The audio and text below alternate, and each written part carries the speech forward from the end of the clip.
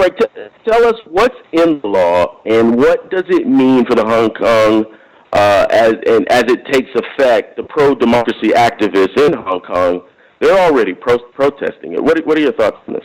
Well, first, what's in the law, as best we can understand it, and they've been cagey about making it available, as I understand it, but it prohibits a whole host of things that can be easily used against protesters in Hong Kong or people who simply aren't towing the party line there.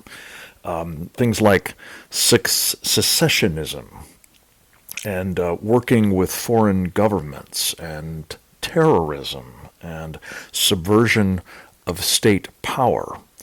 Now, again, these are not necessarily things that people would be found guilty of under normal circumstances if all they've done is participated in demonstrations protesting the kind of crackdown that the Chinese Communist Party has been attempting to engage in now for some time in Hong Kong, as you know. But this isn't going to be under normal circumstances. This isn't going to be under the rule of law that Hong Kong has enjoyed going back to the time when it was a British colony, and more or less in the intervening period under Chinese rule.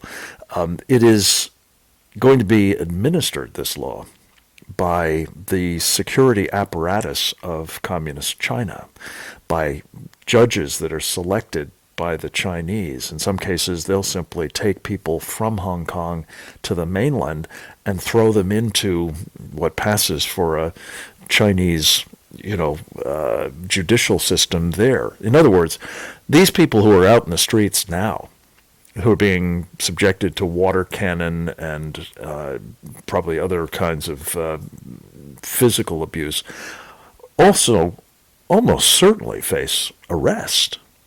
And if they are arrested under this new law, they could face life imprisonment or simply be disappeared altogether, and who knows whether they would even survive the torture, the incarceration in the Laogai, as they call it, the gulag of Communist China. This is, in other words, an elimination of an outpost of the free world by the Chinese Communist Party. It's not likely to end there. And the people who are nonetheless standing up to China deserve not just our, admiration for their courage, but our strong support. And I've got some ideas about ways in which we could do that. Well, you make an interesting approach. I mean, this is the latest long line of encroachments on Hong Kong's freedoms. Where is the United Nations? I mean, are we going to see the international community sanction China over this? China has made an art form of penetrating and dominating institutions of the so-called international community, notably the United Nations, of which it is, of course, one of the 5 permanent members of its UN Security Council. It has veto power as a result. But it is also, as you know, and you've covered this very well at Breitbart, it has also used its power, its influence, its corrupt practices, its money, to dominate a number of the UN institutions, the World Health Organization just being one of the ones we've been learning a lot about of late, but oftentimes by putting their own people in charge, or perhaps their proxies at the WHO. So I think the short answer is there's not going to be any organized opposition from the UN. We have to lead. We in the United States have to take, I believe, concrete action, both to punish the Chinese for what they're doing to Hong Kong, but also in our own national security interests. And let me just give you an example of how this could be done.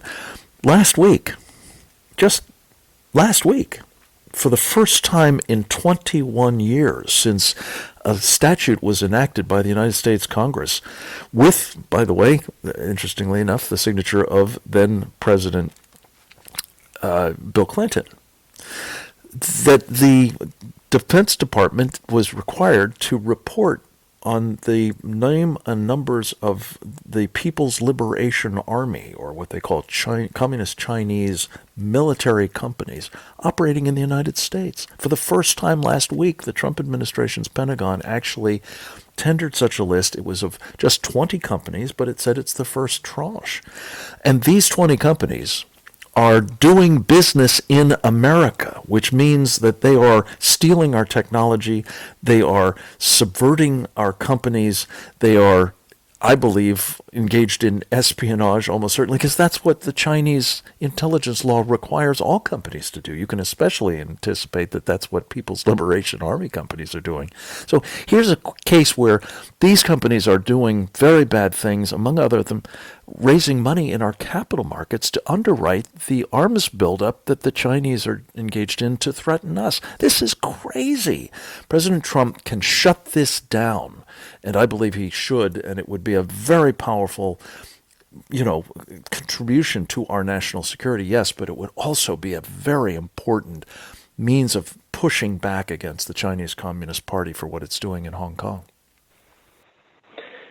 Speaking of pushing back, we're seeing a concerted effort out of the Indian government. On Monday, they banned 59 Chinese-developed apps, citing national security concerns. If India is saying it can't trust the Chinese not to spy on us via social media apps like TikTok, shouldn't the U.S. be following suit? Because, India's launched a boycott of China. They're in an all-out war. That's good news, but TikTok is being used by millions of people right now today in the United States. If India can recognize that it's a threat and that it's a danger, what's going on here? Well, it's not quite an all-out war, but you're right. Chinese soldiers killed Indian soldiers recently, 20 of them, I think, including throwing them off of cliffs, for heaven's sakes, and beating them to death with clubs. So the Chinese have gotten the Indians' attention for sure. They've taken some of their territory. They're engaged in this kind of aggressive behavior. But, the way I think of it, and your audience, I think, could perhaps particularly relate to this, you're familiar with the terrible phenomenon, the adversary in Star Trek called the Borg. Well, the Chinese Communist Party is the Borg in real life. And what you've just described, this use of apps, which are hugely popular, not just with Indian kids and users of other age groups, but our own, like TikTok. The Borg is using these apps to steal data, personal information, which they can then use to manipulate or perhaps in other ways harm the people supplying it unwittingly, unwillingly. And this is going to be a problem for all of us, certainly in this country as well. Just yesterday, the Federal Communications Commission identified two prime companies, Huawei and ZTE from China, as national security threats. By the way, Huawei was listed on that group that I mentioned the Pentagon announced last week. Well, these are the hardware companies. These are the software companies using, their telecommunications capabilities to spy on us. But then you've got all of this other stuff, these apps. This is a comprehensive threat, and in so many other ways, we need to recognize it as such, and we need to act as though it is an existential threat to freedom. Because indeed it is. The Chinese Communist Party. No, you're absolutely right. Frank Gaffney, thank you for joining us. Frank Gaffney, Executive Chairman of the Center for Security Policy, Vice Chair of the Committee on the Present Danger. You can follow him at Frank Gaffney, at Frank Gaffney. Thank you so much for your time, for joining the program. Great to be with you. Thank you for your time.